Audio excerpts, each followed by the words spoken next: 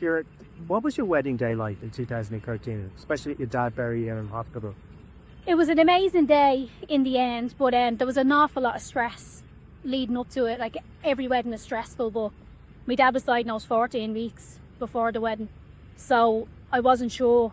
By the time it came to the wedding, I wasn't sure if he was going to be able to be there, so it was really tough, really stressful. And he got out of hospital the week before, so he got out on the Tuesday and I was getting married on the Saturday.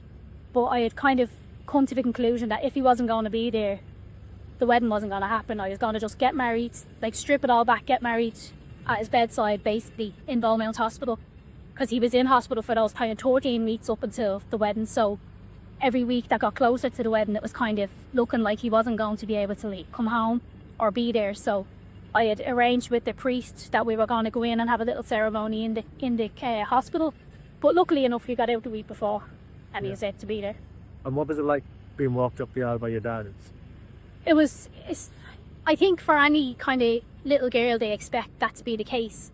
But when it looked like that wasn't going to happen, it was even more special on the day that he was able to do that. Because he was in a wheelchair at one point. He was in a wheelchair in the lead up to the wedding. Like, he would kind of be able to get in the hall door from the hospital and into bed. But he had said, no, I'm going to walk it. And I had said to him, look, if I need to really up the aisle, it doesn't matter, I don't care.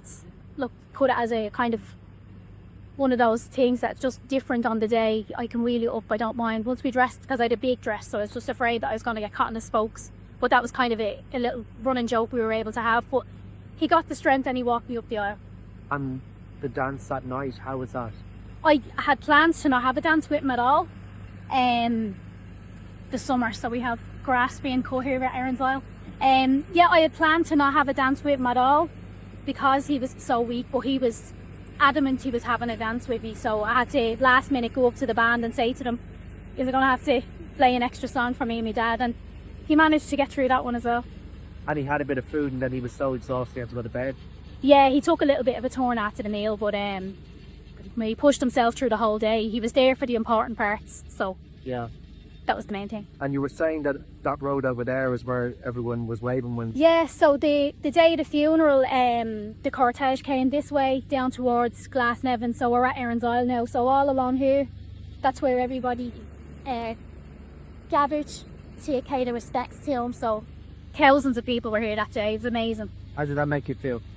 Obviously you were very sad, devastated. Yeah, absolutely, but the support from people it really does. Like, and even to be able to, at the time, obviously you're on autopilot, but to be able to look back on that is amazing. How are you now? Up and down. You get good days and bad days. I think anybody with grief, it's tough. It is tough, but and trying to do that physically is hard. It is really hard because you kind of have to put on a face. You have to pretend everything's okay even when it's not. But I have to, whenever anyone asks me that, I just try to be as honest as possible. Like, some days are tough.